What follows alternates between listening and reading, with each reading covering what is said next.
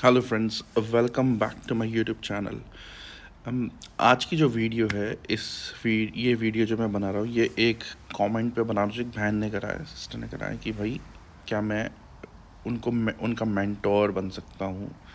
मतलब वही सिखाने वाला काम। देखो बहन, सबसे पहली बात तो ये है कि मेरी सारी वीडियोस जो है ना, उसमें अगर आप देखोगे वो मैं गाइड ही कर रहा हूँ आप लोगों को। इसमें आपको स्पेसिफिकली मेरे से दीक्षा लेना या मेरे को स्पेसिफिकली मेंटोर बनाने की कोई ज़रूरत पड़े, मैं ये चीज़ ही हटाने के लिए तो वीडियो बनानी शुरू करी है मैंने, ताकि ये जो एक एक बेसिक नॉलेज है मंत्र जाप की और साधनाओं की और कहाँ से स्टार्ट करें, वो तो मैं ऑलरेडी दे ही रहा हूँ। उसमें सिर्फ आपको नहीं, सभी को दे रहा हूँ। जो वीडियो देख रहा है उसको ये इन्फॉर्मेशन दे ही रहा हूँ मैं। अब जहाँ तक बात आती है कि स्पेसिफिक मंत्र साधना कराने की, तो उसका एक जो विधान है, वो विधान ये है कि आप गुरु के सानिध्य में बैठ के करें। मैंने ऑस्ट्रेलिया छोड़कर मैं एक गांव में गया ये सीखने के लिए, जहाँ पे मैंने 3 महीने तो वहाँ रहकर, ये 3 महीने रहा हूँ मैं गांव में।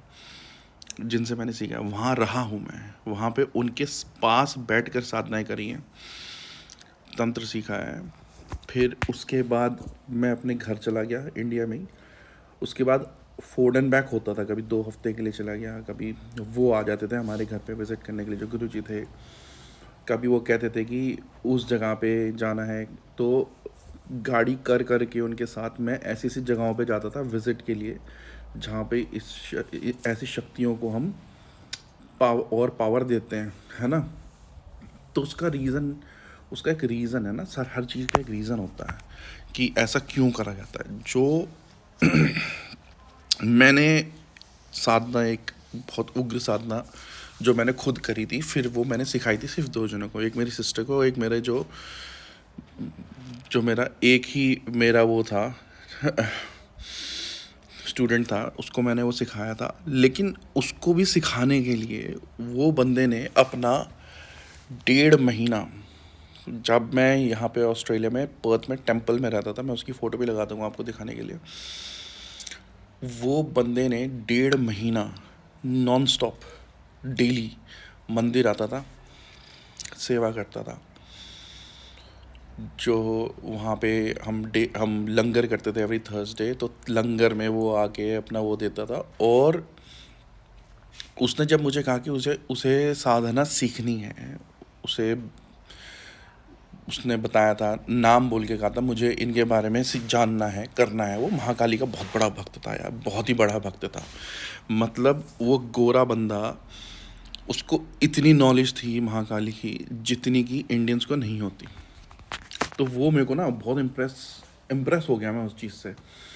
फिर दूसरी बात यह है कि उस बंदे ने, उसने कहा कि मुझे साधना सीखनी है। तो मैंने कहा भाई, ये जो साधनाएं होती है ना उग्र, इन उग्र साधनाओं को हम ऐसे ही नहीं सिखा सकते किसी को, क्योंकि इसमें ना पागल होने का खतरा बहुत ज़्यादा रहता है। इसमें हेलुसिनेशंस बहुत होते हैं, तो तुम्हारा दिमाग पे जितना कंट्रोल नहीं होगा ना, तो ये साधनाएं तुम्हें पागल कर देंगी। तो उसने कहा कि फिर कैसे पता लगेगा कि मैं इसके योग्य हूँ या नहीं हूँ। मैंने कहा इसका तरीका बस एक ही है। उसने कहा क्या? मैंने कहा रात को मेरे साथ कब्रिस्तान चलना पड़ेगा। तो उसने कहा ठीक है, मतलब क्वेश्चन ही नहीं करता था यार वो। मैंने उससे कहा रात को कब्रिस्तान चलना पड़ेगा। उसने कहा ठीक है मैं चलूँगा। तो मैं उसको रात को 11:30 बजे गाड़ी में बिठाया अपनी, और मैं उसे यहाँ की जो सिमेट्री थी हमारे घर के पास, मतलब 7-8 किलोमीटर दूर, वहाँ ले गया मैं रात को। और उसको मैंने एक यंग लड़की की वहाँ पे कब्र थी जो क्रिश्चियंस में होती है, और उसके पास मैंने उसे खड़ा कर दिया। मैंने कहा यहाँ पे खड़ा हो, अब यहाँ पे तू आधा घंटा बैठेगा, आधा घंटा बैठ के तूने ये वाला मंत्र का जाप करना है, और मैं तुझे फिर लेने आऊँगा। तो मैं उसे वहाँ पे छोड़कर मैं दूसरी जगह चला गया, ठीक है। और पूरा अंधेरा था वहाँ पे, बिल्कुल पिच डार्क अंधेरा। फिर मैं आधा पौने घंटे बाद उसके पास गया, और मैंने कहा कि मुझे बता तेरा क्या एक्सपीरियंस है, कुछ दिखा? कह रहा मुझे कुछ नहीं दिखा। ठीक है। फिर मैंने कहा चल ठीक है, अब तुझे सिखाऊंगा।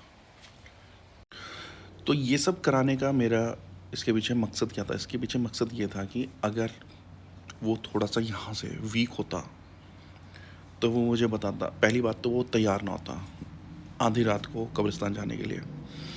सेकंड थिंग कि जब वो वहाँ बैठा था, तो कोई और होता ना, वो ये बता देता कि वहाँ पे कितने भूत खड़े दिखे उसे और कितना कुछ उन्होंने उसको बोला। किसने डराने की कोशिश करी, किसने क्या बोला। तो उससे उसकी मेंटल स्ट्रेंथ पता लग गई कि यार अगर मैं इसको ये साधना कराऊंगा ना, तो जो आधा हेलुसिनेशन होता है ना, क्योंकि हमारे दिमाग पे इतना कंट्रोल नहीं होता। आपको फियर, थोड़ा सा भी फियर हुआ तो आपको इतना ज़बरदस्त हेलुसिनेशन होगा उन साधनाओं में कि आप बर्दाश्त करने से बाहर हो जाएगा। जिसकी मेंटल स्ट्रेंथ इतनी स्ट्रांग हो, सिर्फ उसी को कराया जा सकता है। तो दूसरी बात ये थी। तीसरी बात ये थी कि उसको सिखाने के लिए जब कोई, अब मेरे जो गुरुजी थे, मैं आपको बताता हूँ, मैं जब अपने गुरुजी के पास गया तो उन्होंने मेरे को सिखाने के लिए मना कर दिया कि भाई मैं नहीं सिखाऊंगा। मैं उनको डेली फ़ोन करता था, गुरुजी ये अच्छा चलो मैं मिलने तो आ जाऊँ, तो मैं उनको मिलने चला जाता था। अब गाज़ियाबाद से वो गांव एट लीस्ट 3.5-4 घंटे की ड्राइव है। तो मेरे पास इंडिया में मेरे पास कार वार तो है नहीं, क्योंकि मैं इंडिया में तो रहता नहीं हूँ, है ना। तो मैं गाड़ी करता था और गाड़ी करके वहाँ सिर्फ उनसे मिलने के लिए, ये बोलने के जाता मुझे सिखा दो। बहुत मिलते। फिर एक बार उन्होंने कहा कि चलो एक काम करो, तुम गांव में रह लो, यहाँ पे बढ़िया है, यहाँ पे मौसम वगैरह। मैंने कहा ठीक है जी, रह जाऊँगा मैं। तो मैं उनके घर पे रुक गया और वहाँ पे जो गौशाला थी, मैं वहाँ पे सेवा करता था उनकी गौशाला में। तो उन्होंने देखा यार ये बंदा बाहर से आ गए, मतलब, और उनको पता था मेरा बैकग्राउंड कि मैं मैनेजमेंट लेवल पे काम करता हूँ, मेरी जॉब है, बहुत हाई लेवल पे मैंने काम करा है, कॉर्पोरेट लेवल पे। और वहाँ पे जाके मैं यार गौ सेवा कर रहा हूँ। वो हिल गए यार इस चीज़ को देख के ना। उन्होंने कहा यार तो अजीब ही बंदा है, तुझे सिखाना ही पड़ेगा। तो ये करने में ही ना 1 हफ़्ता लग गया। 1 हफ़्ता वहाँ पर मेरा निकल गया ये उनका डिसीजन देने में कि मैं सिखाऊंगा। फिर उन्होंने भी ऐसे ही करा। उन्होंने भी मुझे ऐसी सी जगह पे ले गए रात को, जहाँ पे कि कुछ नहीं सिखाया, सिर्फ कहा बैठ यहाँ पे। और बैठ के फिर उन्होंने मेरे को पूछा कि भाई बता तेरे को क्या लगा। मैंने कहा जी कुछ नहीं लगा। मैंने कहा ठीक है। क्योंकि इसमें ना मेंटल स्ट्रेंथ बहुत ज़्यादा चाहिए। ये जो तंत्र मार गया ना, आपको थोड़ी सी चूं हुई या कुछ दिख गया या हाथ दिख गया और आप उछल गए, तो वहीं मौत हो जाएगी इसमें। क्योंकि आपका हार्ट फेल हो जाएगा, आप बर्दाश्त नहीं कर पाओगे ये क्या देख लिया मैंने ना। तो मेंटल स्ट्रेंथ बहुत ज़्यादा ज़रूरी है कि आपकी। अब मैं रात को, आधी रात को, किसी भी टाइम, कितना भी खतरनाक आप जहाँ कहो वहाँ चला जाऊँगा, कोई दिक्कत नहीं है। ये मेंटल स्ट्रेंथ बनानी पड़ती है। जब तक ये मेंटल स्ट्रेंथ नहीं होगी, आप इस चीज़ में घुस नहीं सकते। जो नॉर्मल चीज़ है कि नॉर्मल कैसे पूजा करें, वो तो मैं ऑलरेडी बता ही रहा हूँ। उसमें आपको गाइडेंस की ज़रूरत, मेरे स्पेसिफिक गाइडेंस की ज़रूरत है ही नहीं, ठीक है।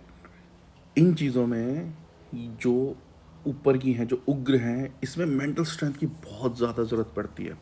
दूसरी बात यह है कि इसमें आपका गुरु आपके सामने बैठना होना चाहिए, सामने बैठा जाए, सामने चाहिए उसे। जब मैंने सिखाई थी, मेरी सिस्टर को सिखाई थी या मेरे फ्रेंड को सिखाई थी, तो मेरी सिस्टर को मैंने बिल्कुल जो उग्र थी उसके बिल्कुल पास तक ले गया था, बिल्कुल पास तक। पूरा नहीं सिखाया, क्योंकि पूरे में लेडीज़ के लिए ऐसी साधनाएं उतनी, सिर्फ उतनी करो जितनी तुम्हारी सुरक्षा हो सके। उससे थोड़ा ज़्यादा करोगे बैकफायर होती है। क्योंकि लेडीज़ का मेंटल वगैरह थोड़ा सा इतना स्ट्रॉन्ग नहीं होता। दूसरी बात यह है कि रिस्क लेने का कोई फ़ायदा नहीं है। कल को मेरी सिस्टर कहा कि हाँ मैं तो कर लूँगी, मैं कहूँगा नहीं भाई तू नहीं कर सकती, क्योंकि आगे फैमिली चलानी है, कहीं कुछ करना है, आगे भी दिक्कत हो जाती है इससे, है ना। उसने शादी होकर दूसरे घर जाना है, वहाँ पर अगर वो लोग इस चीज़ में इतने स्ट्रॉन्ग नहीं हुए तो ये उन पे बैकफायर मारते हैं। कि जबकि मुझे तो कहीं नहीं जाना ना, मैं तो अपने घर में हूँ। तो इसलिए ये चीज़ें बड़ी सोच समझ के करनी पड़ती हैं, बड़ा सोच समझ के इन्हें सिखाने का भी बहुत बड़ा दायित्व होता है। तो ये सारी चीज़ें ना सोचनी पड़ती हैं।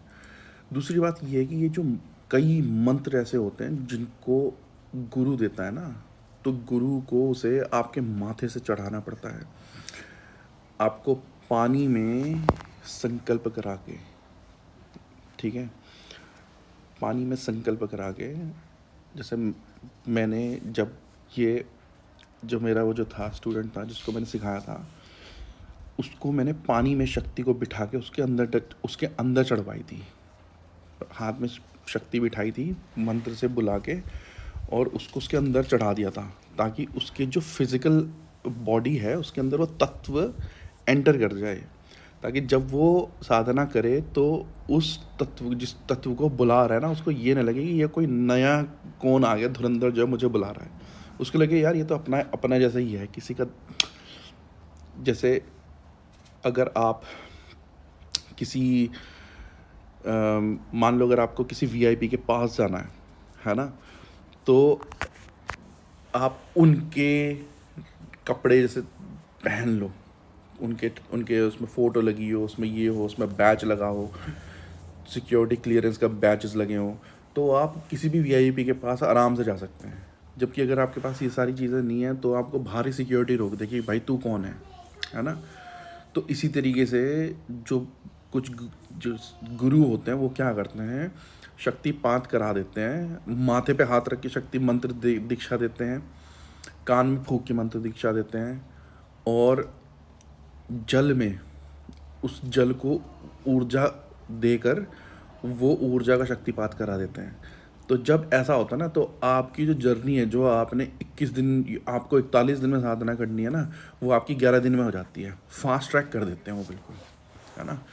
क्योंकि वो जो 41 दिन तो गुरु कर चुका ना अपना, तो उसने वो शक्ति लगा के जागृत कर चुका। अब बस उसे वो एक एनर्जी का स्तोत्र किसी चीज़ को यूज़ करके, चाहे वो आपको छू के यूज़ करे, चाहे आपके कान में फूंक के यूज़ करे, चाहे पानी से पिला के, या किसी भी चीज़ के माध्यम से उसको पात कराते हैं आपके शरीर में, ठीक है। उसमें पूरा होता है कि मैं तो दे रहा हूँ शक्ति, अब आपको ग्रहण करनी है तो आप भी संकल्प करके कहोगे कि अपना नाम वगैरह लेके कि मैं ये जो शक्ति आ रही है मैं इसे ग्रहण कर रहा हूँ। अगर आपने वो नहीं कहा और मैंने यहाँ से बोल दिया तब भी शक्ति ग्रहण नहीं होगी। तो इसमें पूरा प्रोसेस होता है ना। और जब इसकी साधना चलती है तो ये उस एनवायरनमेंट में चलती है जहाँ पे, अब जैसे मैंने जब ये चीज़ें सीखी थी तो मैंने वहाँ सीखी थी जहाँ पे गुरुजी ने मेरे को सिखाई, जहाँ पे उन्होंने करी हैं, या जहाँ पे वो प्रेजेंट थे तो उन्होंने कहा बेटा वहाँ पे बैठ के कर, मैं यहाँ बैठूँगा। क्यों? क्योंकि भाई जब ऐसी चीज़ें एक्टिवेट करते हैं ना, तो आसपास की जितनी भी चीज़ें होती हैं ना, वो आपके ऊपर पूरा जोर लगाने के लिए आएंगी। ये किसको बुला रहा है यार, ये किसे बुला रहा है भाई, इसे रोको। और वो चीज़ें करेंगी आप पे अटैक। फिर वहाँ पे गुरु की शक्ति लगती है, गुरु कंट्रोल करता है उसे, ताकि आपको वो उल्टे सीधे एक्सपीरियंसेस ना हो, कोई आपको उठाने की कोशिश ना करे, कोई आपको भगाने की कोशिश ना करे। जैसे कि लोग बोलते हैं ना कि हम साधना करने बैठे थे, भाई ऐसा हो गया, भाई साहब हमें तो छाती पे लात मार दी, भागा यहाँ से, कि सामने ही तुम्हारे मुंड चबा रही थी या चुबा रहा था, वो आके उसने तुम्हारे क्या कहते हैं कुत्ते आए, कुत्ते आप खींच के ले गए, फाड़ दिया, मांस फाड़ दिया। ये सारी चीज़ें नहीं होती। फिर स्मूथ चलती है, फिर उन्हें पता भी नहीं लगता कि यार हमने कभी इसका कुछ हुआ भी है कि नहीं हुआ है। ऐसी साधना हो जाती है ना। लेकिन वो जितनी ज़्यादा उग्र होगी, जितनी ज़्यादा स्ट्रॉन्ग ये साधनाएं होती हैं, उसमें उतना ज़्यादा महत्व बढ़ जाता है गुरु का, उतना ज़्यादा आपको गुरु के सामने। तब से जब मैंने उसको स्टूडेंट को सिखाई थी, उसको मैंने एक बात कही थी, मैंने कहा इसको कहीं पे ना मिसयूज़ मत करना, मिसयूज़ करोगे तो साथ में मैं भी पिस जाऊँगा इसकी। भाई तूने इसको गलत कर दिया तो मैं भी रगड़ा जाऊँगा, मेरे साथ साथ मेरा गुरु भी रगड़ा जाएगा है ना। क्यों? क्योंकि भाई जो शक्ति को हमने, मेरे गुरुजी ने जो वो शक्ति मुझे सिखाई, वो इसलिए सिखाई कि भाई इस पे भरोसा, मुझसे जल में संकल्प करवाया था कि शक्ति को तू ऐसे नहीं चला सकता, चलाएगा तो फिर उनका भी मोक्ष बिगड़ जाएगा मेरा तो बिगड़ेगा ही बिगड़ेगा, है ना। यही चीज़ मुझे उसके साथ भी करवानी पड़ेगी भाई। अब उसको तो मैंने देख लिया ना यार, यहाँ पे आके उसने पूरा दिखाया डेडिकेशन। तो भाई ये चीज़ें तब तक नहीं सिखाता गुरु, ऐसी जो हिडन चीज़ें हैं, जब तक उसे श्योर ना हो जाए कि सामने वाला जो सीखने वाला है वो पहला इसे झेल पाएगा नहीं झेल पाएगा, सेकंड इसके कॉन्सिक्वेंसेस जो है ना, कॉन्सिक्वेंसेस हर चीज़ के होते हैं, अच्छे के भी कॉन्सिक्वेंसेस होते हैं, बुरे के भी कॉन्सिक्वेंसेस होते हैं, कि कॉन्सिक्वेंसेस वो झेल पाएगा नहीं झेल पाएगा, वो ये पात्र है कि नहीं है, वो ठीक इसे चलाएगा नहीं चलाएगा। भाई बहुत सारी इसमें कॉम्बिनेशंस परमिटेशंस लगती हैं, है ना। और इसीलिए इस मार्ग में तो आपको सिखाने वाले बहुत कम मिलेंगे। मैं बड़ा लकी था कि मुझे मिल गए, लेकिन उसके लिए भाई मैं अपनी जॉब छोड़कर, अपना करियर छोड़ के, सब कुछ छोड़ के मैं जाके इंडिया के गांव में बैठा था। तो आप समझो इस बात को कि जिस दिन आपके अंदर ये इंटेंशन आ गई ना कि ये मुझे सीखना ही है, तो आपको कोई ना कोई ऐसा मिल ही जाएगा जो आपको सिखाएगा। लेकिन उसके लिए यही सेम चीज़ जब मैंने, मेरे जो एक नाथ संप्रदाय के जिन्होंने मुझे साधनाएं करनी सिखाई, तो साधना करनी मैंने एक अलग गुरु से सीखी, तंत्र करना मैंने एक अलग गुरु से सीखा। तो जो साधनाएं मैं करने के लिए गया मंदिर में, वो गुरुजी थे नाथ संप्रदाय के, तो उन्होंने में हमारे साथ कुछ प्रॉब्लम हो रही थी। तो मैंने उन्हें कहा था, मैंने कहा जी गुरुजी ऐसे ऐसे प्रॉब्लम है। तो उन्होंने कहा बेटा ठीक है, आ जाना, मैं हवन करूँगा, उसमें ठीक हो जाएगा। तो मैं जब हवन करने गया ना उनके पास, तो वहाँ पे एक आदमी और बैठा था। तो मैंने कहा आप यहाँ पे कैसे बैठे हो? तो वो कहने लगा कि हमारी दुकान ना चल नहीं रही बिल्कुल भी, ऐसा लग रहा बंधन लग गया। मैंने कहा अच्छा, तो यहाँ पे, तो उन्होंने कहा ये गुरुजी कर रहे हैं थोड़ा हवन वगैरह, तो देखते हैं। तो हम दोनों का काम वो साथ साथ ही कर रहे थे उस हवन में। तो फिर हुआ क्या कि मेरे जो प्रॉब्लम थी वो ठीक होने शुरू हो गई, घर में थोड़ा सा शांति होनी शुरू हो गई।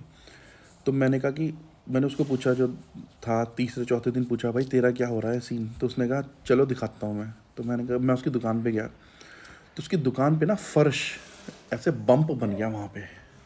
मैंने कहा ये क्या है? तो कहने लगा कि जो हवन कर रहे हैं ना वो है, ये उसकी शक्ति से हो रहा है, ये बम्प बन गया एक बम्प। तो चौथे दिन गुरुजी ने कहा तोड़ो इसे। और जब वो बम्प तोड़ा गया ना, उसमें से भाई साहब पूरा तंत्र का सामान निकल रहा अंदर से।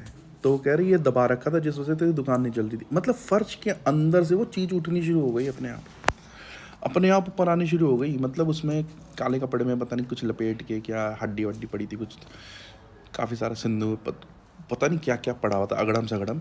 लेकिन वो फर्श में अपने आप बम्प बन के उठ गया। और जब वो चौथे दिन निकाला गया ना, उसके बाद से उसकी दुकान बिल्कुल ठीक चलनी शुरू हो गई। तो मैंने कहा यार ये क्या चीज़ थी। तब मैं पूजा पाठ वगैरह तो करता था, लेकिन मैं साधनाएं सिस्टमेटिक नहीं करता था। मैं आज से 10 साल पहले की बात बता रहा हूँ, बल्कि 12 साल पहले की बात, 10-12 साल पहले की बात। तो फिर मैंने कहा भाई अब मुझे सिखाओ। उन्होंने कहा कि ऐसे थोड़ी होता है, ये तो बहुत। तो फिर उन्होंने भी यही कहा, मैं उनके पास गया, मैंने कहा जी गुरुजी सिखाओ। तो उन्होंने कहा बैठ जाए भाई माता के आगे, मैं भी आ रहा। 8 घंटे लगा दिया, आई नहीं। कह रहे यार कल आना, आज तो टाइम निकल गया। अगले दिन फिर उन्होंने कहा कि यहाँ पे बैठो, मैं अभी आ रहा हूँ, माता का ये मंत्र जाप करो, मैं अभी आ रहा हूँ। मैं माता के आगे बैठ के मंत्र जाप कर रहा हूँ, फिर 7-8 घंटे लगा दिए। कह रहे यार आज भी लेट हो गए यार, कल आना। 5-6 दिन ऐसे ही करा उन्होंने। और जब मैं 5-6 दिन आता रहा ना, तब उन्होंने कहा कि अब सिखाऊंगा तुझे। तो मैंने कहा कि ऐसा क्यों करा गुरुजी आपने मेरे साथ? कह रहे यार देखना पड़ता है ना कि भाई सामने वाला पात्र है कि नहीं है। कि अगर तू दूसरे तीसरे दिन हो जाता है कि यार ये क्या ड्रामा चल रहा है, मैं नहीं आता, तो कह रहे कि फिर तू वो पात्र नहीं था ना, उसको ग्रहण करने के लिए पात्र बनना पड़ता है आपको। फिर उन्होंने मुझे बताया, क्या सिखाया कि दुर्गा सप्तशती में कवच, अगला सूत्रम, कीलिका सूत्रम, कुंजिका सूत्रम, ये 4 पाठ करने हैं डेली। और फिर एक मंत्र दे दिया कि इसका 5 लाख जाप करना है। पहले ये करके उसके बाद सिखाऊंगा, कर लो भाई। संस्कृत नहीं आती थी, तो कान में ऑडियो सुनता था, साथ साथ वो पढ़ता था, ताकि उच्चारण सही रहे। तो ऐसे करके मुझे सिर्फ याद करने में ना, ये सारी चीज़ें सही प्रोनाउंस करने में, मंत्र जाप तो छोड़ो, मंत्र जाप करना तो एक अलग चीज़ है, मंत्र तो शाबर मंत्र था, लेकिन ये याद करने में उन्होंने कहा था जब तक ये कंठस्थ नहीं हो जाती ना तेरे को, माता का कवच, अर्गला स्तोत्रम, कील का स्तोत्रम और कुंज का स्तोत्रम, जब तक ये 4 चीज़ें कंठस्थ नहीं हो जाएंगी ना, और इस मंत्र का तूने 5 लाख जाप ना कर लिया, तब तक मैं तुझे सिखा नहीं सकता। मैंने कहा यार चलो ठीक है। तो भाई मुझे कितना 1-1.5 महीना लग गया था ये याद सिर्फ कंठस्थ करने में। कंठस्थ करा, और जो 5 लाख का जाप था ना, मतलब उसी दौरान तो मुझे अराउंड 2-2.5 महीने लग गए थे यार। 5 लाख मंत्र इतना लंबा था ना यार, 3-3 4-4 घंटे बैठ के करना पड़ता था, तब जाके तो 4 की 5 घंटे रोज करता था, तब जाके तो वो कि क्या 7 माला होती थी उस मंत्र की। इतना लंबा मंत्र था, शावर मंत्र था। अब करा, फिर करके 2-3 डेली जाता था मंदिर, तो उनके वो भी कहते थे कैसे चल रहा है, मैं कहा ठीक है चल रहा है। तो कुछ जाप तो मैं मंदिर में माता के सामने बैठ के करता था, कितनी जाप की माला का, फिर हवन वगैरह जो था उसका दशांश हवन, डेली दशांश हवन भी होता था, है ना। वो करने के बाद 3 महीने जब वो लगाए, 3-3.5 महीने लगे होंगे, उसके बाद उन्होंने फिर वो सिखाना शुरू करा। फिर मैंने उनको पूछा, मैंने कहा कि आपने ऐसा क्यों करा।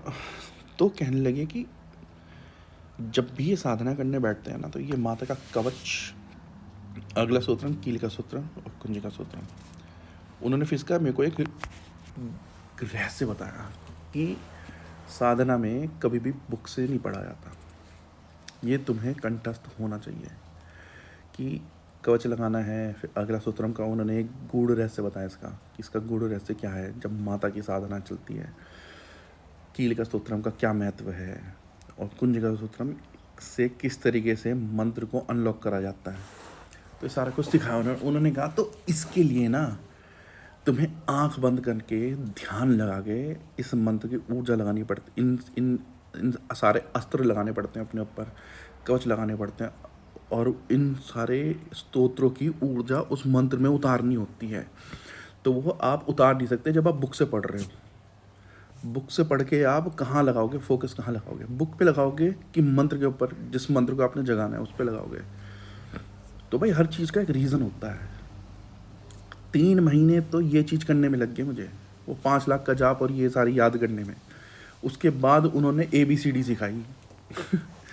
तो आप ये सोच रहे हो कि यार जो YouTube पे बैठ के आपको फ़ोन पे मंत्र दे रहे हैं, और आपका भाई वो मंत्र आपको कहाँ पटकेगा आपको नहीं पता। इसके लिए मेहनत यार, अगर आपको बॉडी बिल्डिंग कंपटीशन में उतरना है तो आप एक ही दिन में 10 स्टेरॉइड लगा के बॉडी नहीं बना सकते।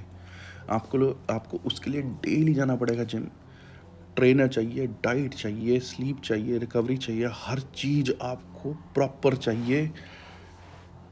और ये सब अगर आप करोगे ना, उसके करने के 3 महीने आप रेगुलर एक्सरसाइज करोगे, प्रोटीन लोगे विदाउट स्टेरॉइड, अगर आप कुछ काम करते हो तो जो भी कुछ करोगे 3 महीने बाद तो 1 इंच का साइज़ बढ़ता है आपके आर्म्स में।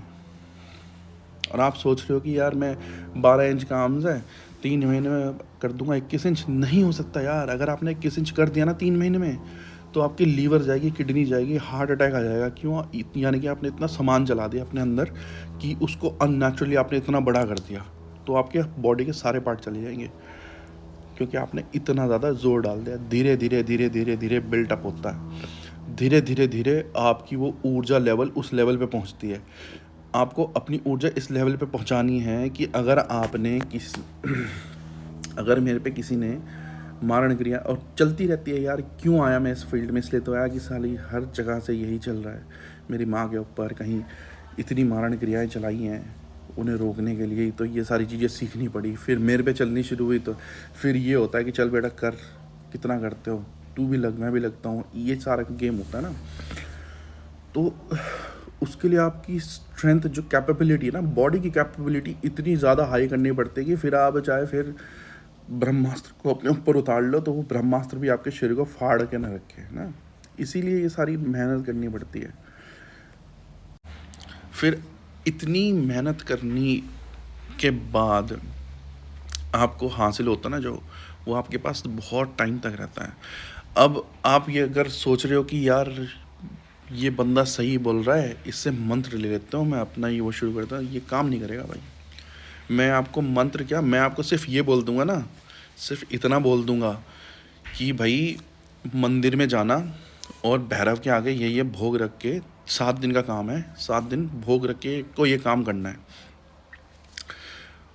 और अगर आपने अगर आपने तीसरे दिन कुछ गलती कर दी, चौथे दिन आपके घर में हंगामे हो जाएंगे।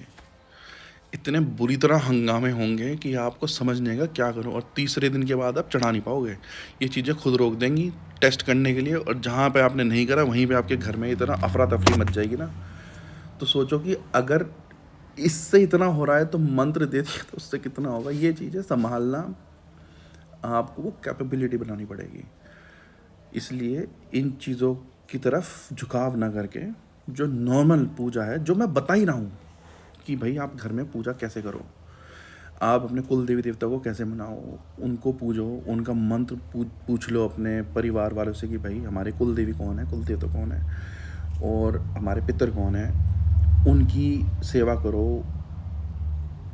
तो वो भी आपको खुद गाइड करना शुरू कर देंगे, है ना।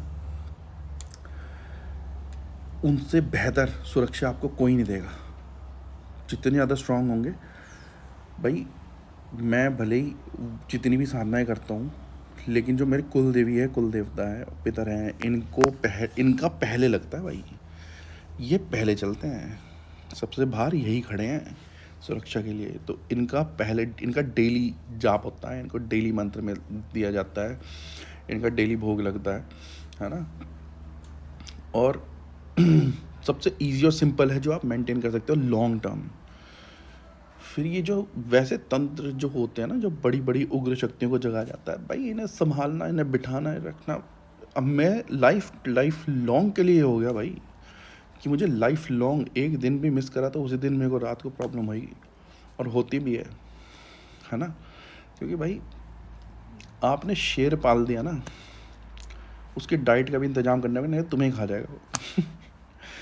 तो इसी वजह से, और ये और इसमें ये भी बहुत इंपॉर्टेंट है कि आप इनसे गलत काम नहीं कराओ। गलत काम करा दिया जिस दिन, तो भाई जो आपका जो फाइनल डे होगा ना, इतना बुरा होगा ना। मैंने बड़े बड़े साधकों के बारे में सुना है, जो बड़े बड़े तांत्रिक होते हैं ना, बड़े बड़े तांत्रिक, अगर वो गलत काम कर देते हैं, जब वो मरते हैं ना, तो उनके बॉडी पे स्क्रैचेस के निशान, दांतों के निशान, पता नहीं क्या क्या मिलता है यार। क्यों?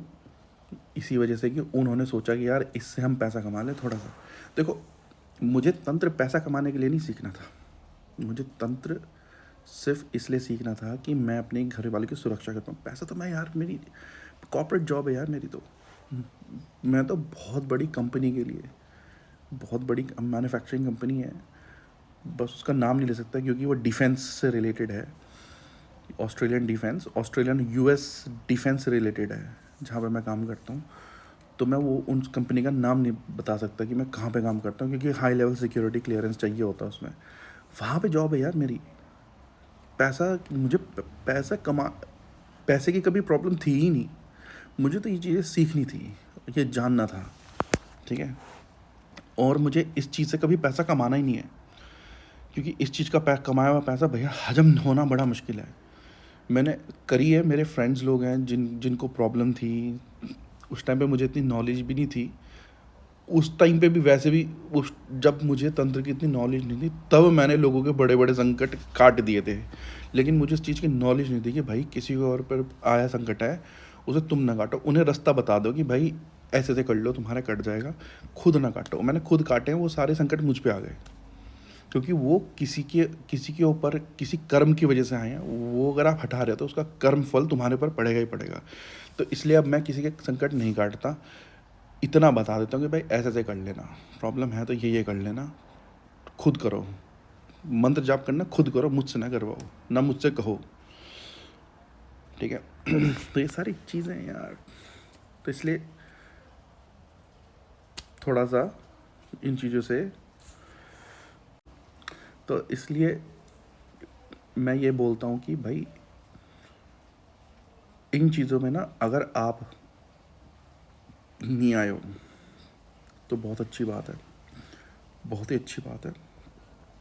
एक मंदिर पकड़ लो घर के पास का, और एक पकड़ो जो जिसकी बहुत बड़ी मान्यता हो, जहाँ पे आप महीने में एक बार जा सको। ऐसे 2 मंदिर पकड़ लो, जो घर के पास है उस पर डेली जाओ, जहाँ पे मान्यता है वहाँ पे महीने में एक बार जाओ। देवी देवताओं की सेवा करो, उनके मंत्र का जाप करो, कुल देवी देवता का स्थान बनाकर उनकी सेवा करो, है ना। और अपने घर में अगर आपको लग रहा है कि आपके घर में तंत्र है, तो घर के अंदर भोग ना लगाओ, भोग मंदिर में जाके लगाओ।